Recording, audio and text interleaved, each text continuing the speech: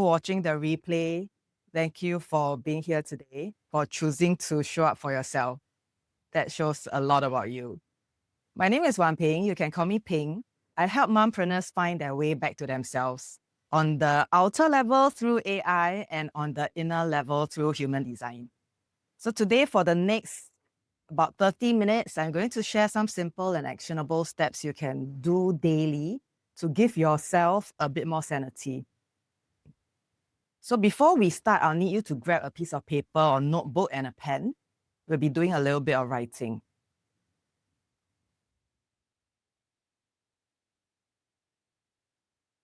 And if you have your device with you, put it on silent mode, set it aside.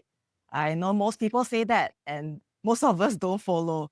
But really, this time, this 30 minutes is for you. So be fully present so that you can walk away from this session feeling empowered and a little lighter. So I really want to start by saying this for this community of tutors. I see you, I acknowledge you. Teaching is one of the most noble professions, I feel, and I genuinely think that tutors and teachers are undervalued. So today is really a privilege for me to be holding the space for you to step back a little and to slow down a little. As I was thinking about what to share with you today, I kept coming back to two things that I think drain tutors quite a bit. One is not feeling appreciated. You give so much, and most of the time it goes unnoticed, especially when parents are being difficult. And two, not being able to have the off mode. So even when you are not teaching, your mind is still running so many things, right? About admin, about your previous class, some of the students, some of the parents, your class prep, social media. And underneath all that, I think there would be a large part that would be guilt about your family, about not resting, not giving yourself enough time. So these two things, I feel, if left unaddressed, will wear you down over time. So if you say that you are stressed, you are overwhelmed, you are too tired, you are burning out, well, today we are going to do something small but real about each of these things, okay? So let's first start with feeling unappreciated. So what does this look like? It can look like feelings of bitterness or maybe a little bit of reluctance to show up because there's a grudging feeling in you. So a bit of dragging your feet when you want to go to class maybe, or if you're going to have a call with a difficult parent. So instead of thinking to yourself, oh, I have to deal with this difficult parent, or I really don't want to do this, but I have to, try to reframe it as I get to. So this may sound like I get to make a difference in this family's life. I get to help this child build his confidence. I get to partner this parent with her child's growth. So when you use I get to, this small shift, it does two things. First, it reminds you that you have a choice. And second, it reconnects you with gratitude. So it doesn't change the situation for you, but it changes how you hold it. And it makes a real difference. So what I'll let you to do now is to take a minute, think of your biggest frustration, maybe a difficult parent, a difficult situation, something that's frustrating you recently. Write it down. And then rewrite it, starting with I get to. And then see what comes up for you. So you can pause this video while you do this exercise.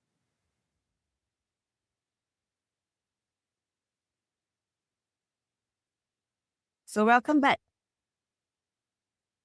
I hope you've gotten some interesting perspectives for this reframe. And remember that we can't always change our circumstances, but we can always decide how we want to respond. So that's the first pain point. Now let's talk about the second one, the feeling of never being able to switch off. So what does this look like? It will look like you feeling pulled in all directions. It will feel like sometimes the only way to run away from everything is to go and hide in the bathroom. The longer you spend there, like that's the only uninterrupted time. Sometimes it's not even uninterrupted if you have young children.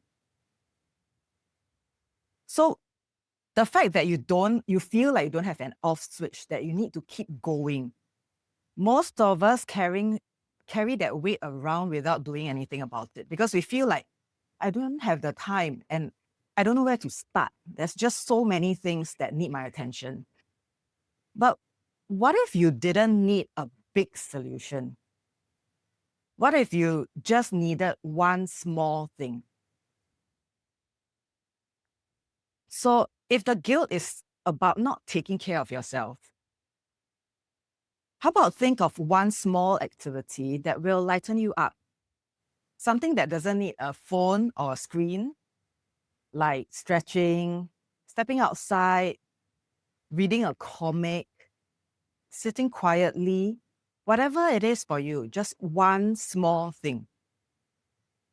Or maybe if the guilt is about not being present with your children or your family, it could be as simple as you just putting your work down and joining them for 5 minutes. Children don't need long hours with you. They just need you to show up.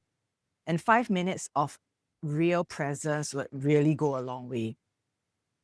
So for this one small thing, there are some tips I have to share for you to honor this. So first, put your devices in another room, not even out of reach. Just put it in another room. And if you do that, remember to turn off the notifications in your smartwatch, right? Because your phone could be somewhere else, but your watch should be ding, ding, ding. Set a daily reminder in your alarms. And then start small. So I don't want this session to load you with a lot of to-dos, even more things to do. But start small. Start with maybe 2 minutes, 5 minutes. And if you enjoy it, what you could be doing is to add 1 minute every day. So it's easy. It doesn't feel stressful until you reach a timing that you're happy with. Hey, I came up to 10 minutes today. So proud of myself. And I can stick to that 10 minutes, right? So now what I'd like you to do is to take a minute and write down something that's been weighing you down. Maybe something you've been feeling guilty about or frustrated about. And then write down one small thing you could do today to break out of the weight that you've been carrying. So you can pause this video now and write that down.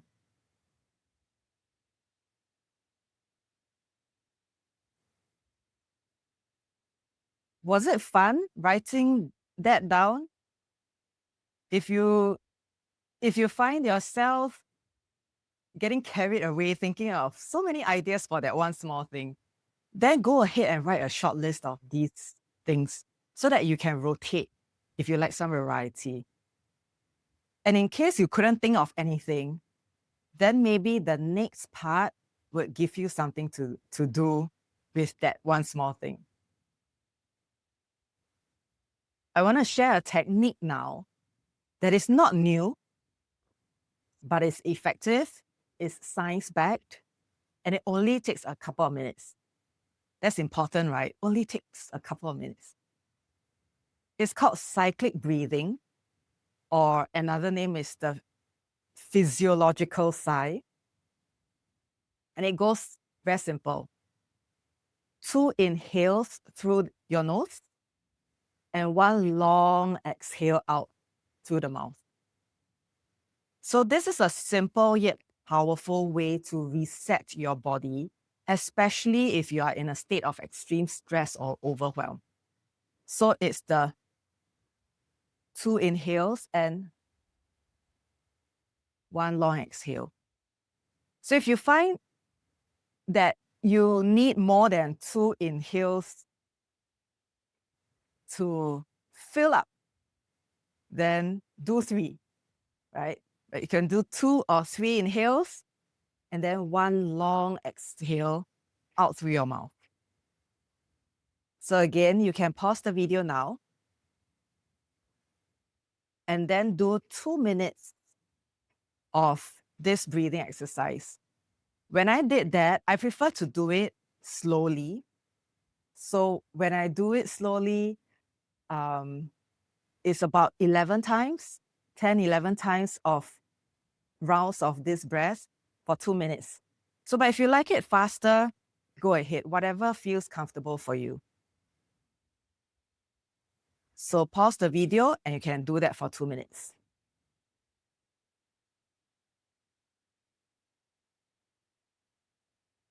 How did that feel? Did anything shift, even slightly? Actually, this is a technique that you can also share with your students. When they have exam anxiety, it's something easy for them to practice. And for those of you who like to understand the why behind this, one of my favorite speakers and author, Mel Robbins, has spoken with a doctor about the science behind this. So there's a short version and there's also a full episode. After the session, I'll drop the links in either the description or the chat. So if you like that, and remember, for those of you who couldn't think of your one small thing to do, this is my bonus tip. You can stack these 2 things that we've just done. Your one small thing can be this cyclic breathing time. So just create 5 minutes for yourself, quiet minutes, and then do this physiological sigh, which is supposed to be even better than meditation if you do it for more than 5 minutes. Kill 2 birds with 1 stone, right? So if you're really time-strapped, do this for yourself.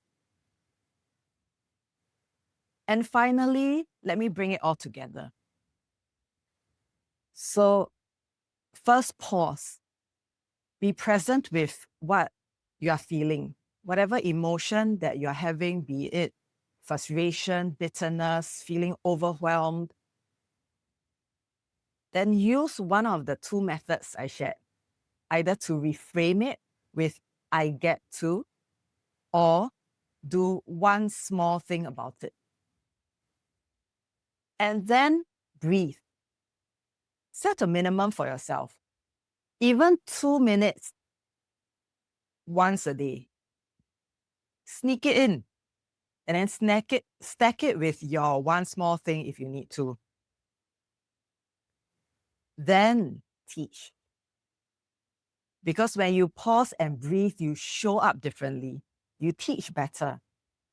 And you do it knowing you have something to be grateful about and the choice of how you want to respond. So before we wrap up, I'd like you to look back at what you had written during the exercises and pick one thing that you will do before the end of today. Okay, so it's really to anchor it in, because it's really nice to watch stuff and then think that, whatever she's saying makes sense, but then easy to walk away and not do anything about it. So just pick one thing, right? Do it.